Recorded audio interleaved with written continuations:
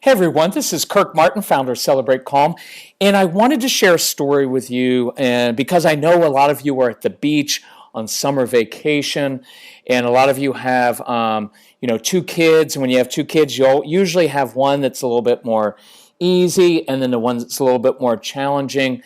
And I just wrote a newsletter on this. I think it was called "How to Discipline Calculating Willful Children." And so if you don't get if you're listening to podcasts but don't get our newsletter, please sign up. You can go to celebratecalm.com and sign up. It's free. Just come to your inbox. And if you need help signing up for it, just email Casey, that's my son, Casey at celebratecalm.com, and just put newsletter in the subject line and we'll get you signed up. But here's the story, and there are a lot of good insights into these kids. So I hope kind of listen carefully, and I'll try to really explain this because it's really critical that we understand these kids, because most of the time we just don't. We just think they're being defiant, disrespectful, and they're difficult, and they're challenging, and they're strong-willed, and they just need to get with the program. And I get that because I was the same way. But there's some insights here that will take you in a whole different path with your child. So it's just happened. I had my two nieces. We're here visiting, and we were on family vacation, and we went swimming in the ocean. Now, Faith is 8. Sarah is 10. And when you're out in the waves in the water with them, it's really interesting to see their differences, because Faith, the 8-year-old, she giggles. Like every wave, it can crash over her head, knock her down. Doesn't matter. She just spits out the salt water and comes back for more, right? She's carefree. She is sunshine, right? No fear, just laughing. And when I tell her I'm proud of her, she just says that without a hint of boasting. Yeah, I'm a brave girl. Right? Confident. Love it. Sarah is cautious. She holds on a little bit tighter. I can feel it on my arm and in my hand. I sense her get quiet when the bigger waves come because she's anxious. And I know that because she's the little version of me. See, I'm 52. I still get like that in uncomfortable situations, a little bit hesitant, hold on a little bit tighter. She laughs, but it's not a carefree laugh like Faith. See, when I tell Sarah that I'm proud of her, she says, "Really?" And she wants me to repeat it because she's hungry for it, because she doesn't feel like that inside. And watch, with these kids, listen, it's really, really important. I know it's hard, but we tend to just focus on the negatives all the time with these kids, and it's no wonder that they have zero confidence and they always feel like they're doing something wrong, and they're just hungry for the affirmation. So don't be afraid to give it, right? We always praise for progress, not perfection. See, Faith is a kid that we all want because she listens to her mom and she follows directions immediately. See, kids like Faith are easy to love, and they're even easier to like because she's easy. She's joyful. Doesn't really have any problems. Now, Sarah hears the directions coming from her mother, but then she thinks about them and she calculates her response in her little brain and in her little heart. And I can see it. I can feel it. When her mom signals for us to come in, you can just see it. See, kids like Sarah require more patience, partly because we often misread their actions and misinterpret their motives. See, when Sarah hesitates and calculates, she's not just intentionally being strong-willed and difficult, but that's how we see it as parents and teachers, right? She's just being willful and obstinate.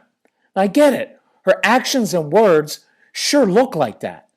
But if you were to reach down into Sarah's heart, you'd see a little girl hesitant and calculating because she doesn't always feel safe.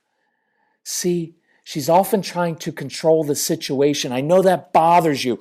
They just want to be in control. Of course they do, because we all do.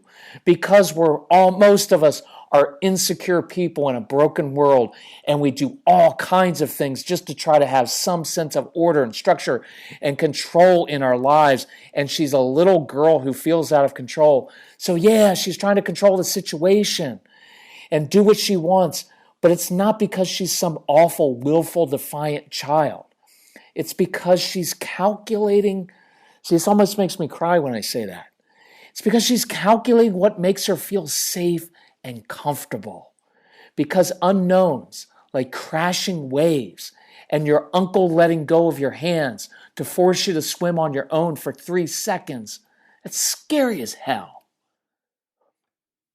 Not to those of you who are like Faith, right? So that's sometimes part of the problem is some of you, you're just an easy, good person, right? And you're a rule follower and you're just compliant.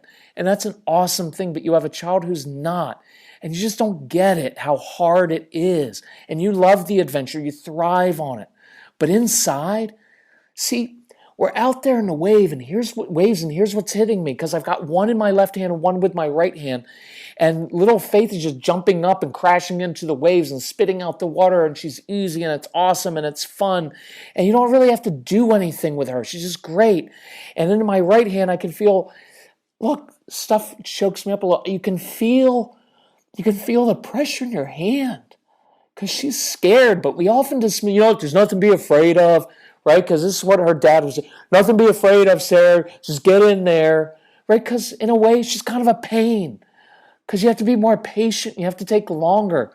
But you feel her holding your hand and she's scared, right? She's a scared little kid and she's freaking out because these kids, they've got these busy little brains. And where Faith just attacks life and just enjoys it. Sarah's thinking about the program she once saw where there's sharks in the water. And she's sensitive to stuff. So she's feeling stuff underwater. And she thinks, oh, is that a jellyfish? Did I just get stung? Oh, what are those fish going to bite me? What about that hard thing? Is there a stingray here? What about those shells? Is that going to hurt? What if I get knocked down? And what about the riptide? And what about the salt water? It doesn't feel good when it gets in my mouth. And I've got stuff in my ears. And I've always been sick. And I've got these sensory issues. And I've got to wear this stuff because I have... because I always eat sugar because I've got stomach issues, and so I eat sugar because it makes me feel better, but now I have eczema, and so when I swim and I have suntan lotion on and I get in the sun, it makes me really uncomfortable. We just don't see all that stuff. It's just hard, and she's freaking out. And so here's the thing. You don't just let these kids get away with stuff, right? You don't just let her do things her own way. But you do have to be patient. And you've got to give these kids a sense of safety and a sense of ownership to do things a little step at a time. See, with Faith, I would just pick her up. I was literally throwing her into the waves, and they would crash right into her little face, and she just didn't care. But with Sarah, I waited until it was calm. And then I asked her to let go of my hand just for 2 seconds, right? Look, the hard part. She's grown up enough. She's capable. I should be able to just let her hand go and she should be fine. She should be. But she's not. And so we always want to do, you're fine, and we dismiss it. I let go for 2 seconds. Why?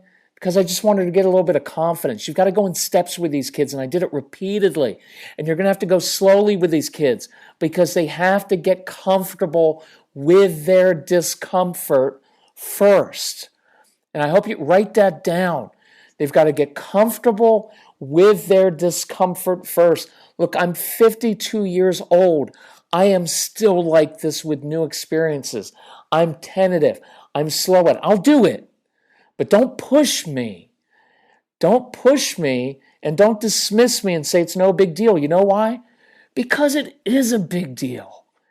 And it's scary sometimes. And we miss that. And they react and they have meltdowns, and we always think they're just being difficult. It's not always that, right? So Sarah begins to freak out a little bit, and I can tell because she gets really quiet, and I can kind of feel her breathing. It's different because she's so focused inside. You can see them; their face tenses up, their whole body tenses up, and their breathing changes. Because she's gathering the courage to do this. And you know what else is hard? It's hard that she has a sister like Faith because she's got a little sister who shows her up and everybody loves. Look, all of my brothers, everybody out in the water is like, Faith, Faith, Faith, come on out. Is anybody asking? I hate when it gets emotional because I'm a man and not supposed to cry. But look, you look at these kids. Is anybody calling for Sarah to come out? No. Here's what Sarah hears all day. Sarah, stop. Sarah, put your suntan lotion. Sarah, don't do that. Sarah, come on, get in. Sarah, would you please just get in? Everybody else is in. It's not a big deal. Why do you always have to? right? What do you think a kid internalizes when everybody loves a sister and they're always on her? Like, what would you and I'm not going to put it on you, what would we all feel like if all day long at the beach, everybody was saying that and comparing you to your sibling, that one who's really successful and you're not necessarily successful in the same way? Like, how would you like to hear that every single day, again and again and again? And some of you have, and it hurts, right? So you've got to hold them by the hand. You've got to go quietly. You've got to, right, patiently. So I acknowledged it. I said, yeah, it's scary. Wave's scary. But I held on, and I helped her work through it. Because, see, that builds confidence. A little bit at a time, it's work, but it's worth it. So I want you to see into your kids' hearts. Behind the outward disobedience and backtalk is oftentimes just a scared little kid. And by the way, not just a 4 or 7-year-old, it's a scared teenager. You know how scary it is being a 13 or a 17-year-old these days? I'm so glad I grew up when I did. It wasn't that, it was awkward, but it wasn't scary. Today it's scary growing up. There's so much going on, right? So behind all this outward ick is oftentimes just a scared little kid or a scared, awkward 15-year-old who's just trying to find a safe place and feel understood. See, it doesn't mean you don't discipline them. You do discipline them. It just changes the spirit with which you discipline. And remember that discipline doesn't mean to punish, to lash out, to yell, to send them to your room. Discipline literally means to teach, right? And so out in the waves, that's what I'm trying to do with Sarah's the teacher. Teach her that she is confident, that she can handle it. She is capable, right? And if you admit this, if you're grown up enough, mature enough, which I'm getting now, I'm 52 finally, you can admit that you're that same little scared little boy or girl lashing out or hiding, just trying to feel safe in a scary world. So be gentle with yourself, be gentle with your kids, be gentle with your spouse and other people. Okay, even your political opponents, be gentle with them. You know why? Because they're all in a broken world, and they're all broken people. We're all broken people, right? So your job is to teach your child that they can surrender to you, right? I use that word surrender because in a lot of circles that I've traveled in, it's all about obedience. Children just need to obey as parents, just need to be obedient. I don't like that word so much because it carries just so much icky stuff around it, right? And it's just it's almost this obey against your will in a way. And I get that. Sometimes you just have to, right? Like boss tells you to do something, you don't have to like it, you just have to do it. Like I get that. But what I really want, and if your faith is important to you, look, I don't want to obey God because he's some big bad dude that can send me somewhere and do bad things. Like that, I don't want to serve a God like that. Who wants to serve a God like that? Who wants to have a parent like that? I don't. I surrender in my faith and in my walk. I can surrender to God. You know why? Because I trust him. Because he's a safe place. I want your kids to be able to listen to you and surrender to you because they trust you, because you're trustworthy, because you're a safe place. So they don't have to hide, they don't have to lash out because they're free to face their fears with a patient parent who understands them, right? That's what I'm after, right? Just getting good behavior. I can do that, right? I can teach you that. We go through that like our disciplines series, but it's more about giving kids tools to succeed than just taking things away because consequences don't work. And I'm after the relationship, right? Everybody's always after, I want good grades and good behavior. And it's so overrated. There's no correlation between good behavior and good grades and success in life. There's not. There's just not. Right? And we've been through that in other things. I'm not just after getting kids to act a certain way, right? I want them to be confident, and I want them to be bold, and I want them to follow their curiosity. I want them to do the right thing, and they will, but I want to have a relationship with that child because fundamental to everything in life is I want to have the relationship. Because if you got the good relationship, they're going to listen to you, and they're going to trust you, and then when they become teenagers, they're really going to trust you, and it's going to keep them from a lot of harm. And when they're in their 20s, my son trusts me. Why? Because we rebuilt our relationship on this. So if you need help with this, I encourage you, listen to these podcasts, But I want you to take an extra step, and I'm going to do kind of a hard thing here. I want you to buy the CDs, and here's why. Not so I make money. I've made enough money. I get paid fees from everybody, blah, blah, blah. I don't need your money. I want you to buy CDs for a couple reasons. One, they are filled with a lot of practical strategies, dozens and dozens and dozens of practical tools like this to show you how to do it. And I want you to listen again and again and again, and I want your kids to listen to them. But here's the other thing, and this is a little bit harder to say. I want people to invest financially in this. You know why? Because when you invest financially, you're saying, we're drawing a line in the sand and we're going to do something differently here. And we're going to make an investment in this. And we're going to work at this. And we're going to work on ourselves. And there's something, I've done this for 15 years, almost 18 years. There's a power in that to say, we're going to do this and we're going to invest in it. Because when you invest in something financially and you invest in it emotionally, that's when you begin to see these things change. And I want you to do that.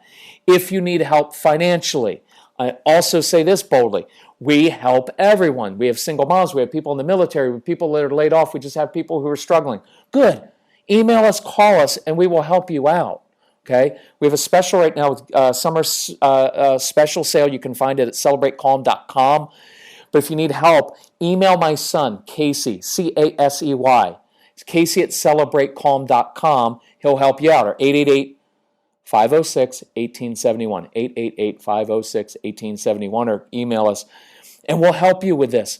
If you already have our CDs, if you want to come, we've got 2 parent boot camps left. And we did the one in Paris, and it was phenomenal. And I got so much positive feedback because it's 7 hours of me just sharing unfiltered everything I know, everything in my brain and heart about these kids in an unfiltered way and answering very, very, very, very specific questions that you have. And we only have 2 left this year because that's all we have time for. There's one in D.C., which is almost filled up, and coming up in August. And then in Dallas, there's one in October. And we're actually almost filled up on that one because Texas is a big state. We get a lot of people there. But if you need help with that, look on our website, celebratecalm.com /camps, and you'll find it. But if we can help you anyway, let us know. Thank you for hanging out. Thank you for listening to this. Thank you for bearing with me. I don't know why lately, but I've been a little bit more emotional with this, but it's getting inside the heart of the child, and it's, anyway, thank you for that. And thanks for being an invested parent. And if we can help you, just let us know. Thanks so much. Bye-bye.